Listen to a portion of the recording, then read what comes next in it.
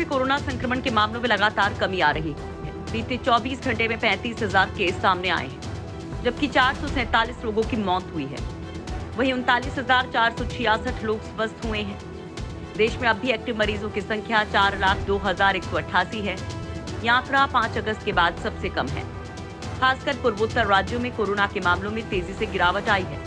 केरल, महाराष्ट्र, कर्नाटक समेत अन्य राज्यों में भी कोरोना के मामलों में गिरावट दर्ज की जा रही है। केरल में 18,607 मरीजों की कोरोना रिपोर्ट पॉजिटिव आई, तो 20,108 ठीक हुए। इससे एक दिन पहले यहां 20,367 केस आए थे। महाराष्ट्र में 5,580 मरीज मिले हैं। कोरोना के मामले कम होने के साथ ही राज्य में पूरी क्षमता के साथ लोकल ट्रेनें शुरू होने जा रही हैं। 15 अगस्त से टीका लगवाने वाले लोगों के लिए सभी लोकल ट्रेन की सेवाएं शुरू हो जाएंगी। कर्नाटक में 1,598 नए मामले दर्ज किए गए हैं। पूर्वोत्तर राज्यों में कोरोना मरीजों की संख्या लगातार कम आ रही है। देश में साप्ताहिक स्तर पर कोरोना वायरस संक्रमण के मामलों में 4% की गिरावट दर्ज की गई है। देश में इस दौरान एक्टिव केस भी घटे हैं, जिससे एक बार फिर से ये उम्मीद जगी है कि कोरोना की तीसरी लहर फिलहाल दूर है। एक्टिव केस देश में अब तक दर्ज किए गए कुल मामलों का 1.26% है। वहीं रिकवरी रेट भी बढ़कर अब 97.40% तक पहुंच गई है।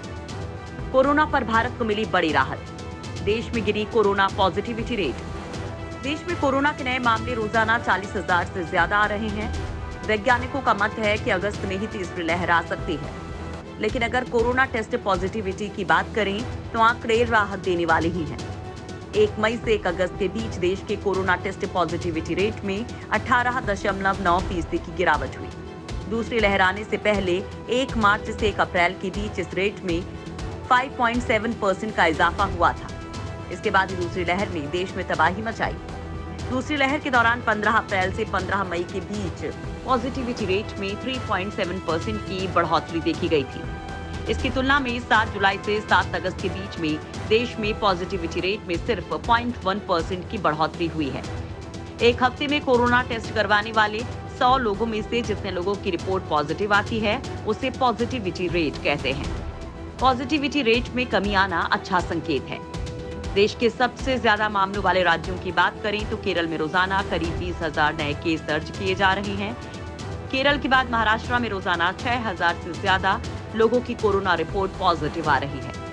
लेकिन पॉजिटिविटी रेट केरल में बढ़ा है और महाराष्ट्र में इसमें गिरावट हुई है।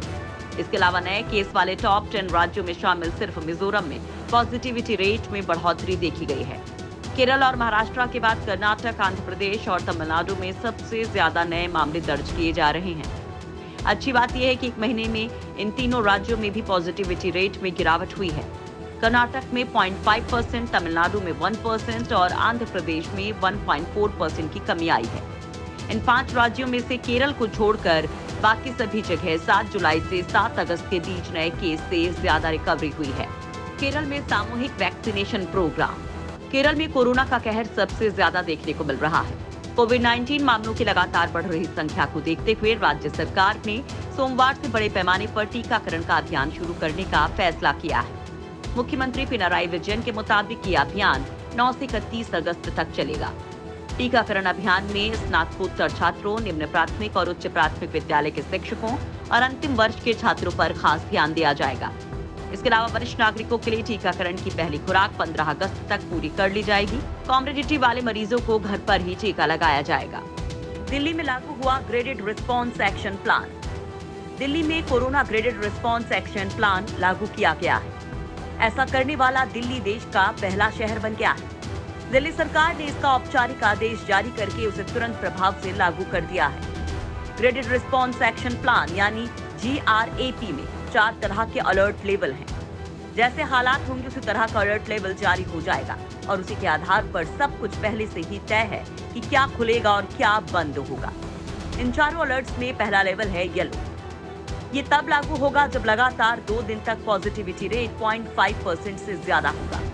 बीते एक हफ्ते में 1500 नए मामले आएंगे या एक हफ्ते में 500 ऑक्सीजन बेड्स पर मरीज भर्ती हो जाएं। लेवल 1 पर अलर्ट होने पर नाइट कर्फ्यू लगाया जाएगा। दूसरा लेवल है अंबर। ये तब लागू होगा जब लगातार 2 दिन तक 1% से ज्यादा पॉजिटिविटी रेट रहेगा या एक हफ्ते के अंदर संक्रमण के 3,500 नए मामले आएंगे। या फिर एक हफ्ते में 700 ऑक्सीजन बेड्स पर मरीज भर्ती हो जाए। लेवल 2 का अलर्ट होने पर नाइट कर्फ्यू के अलावा वीकेंड कर्फ्यू भी लगाया जाएगा। तीसरा लेवल है ऑरेंज। ये तब लागू होगा जब लगातार 2 दिन तक 2% से ज्यादा पॉजिटिविटी रेट हो जाए, या एक हफ्ते के अंदर 9000 संक्रमण के मामले आ जाएं, या फिर एक हफ्ते में 1000 ऑक्सीजन बेड्स पर मरीज भर्ती हो जाएं।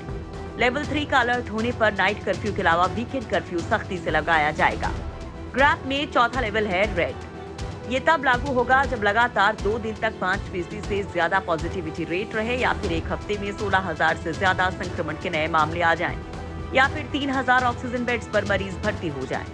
लेवल 4 का अलर्ट होने पर पूरा कर्फ्यू लग जाएगा। इसके अलावा भी घरेलू ट्रैवल या फिर इंटर स्टेट पर जरूरत और हालात के हिसाब से फैसला लिया जाएगा।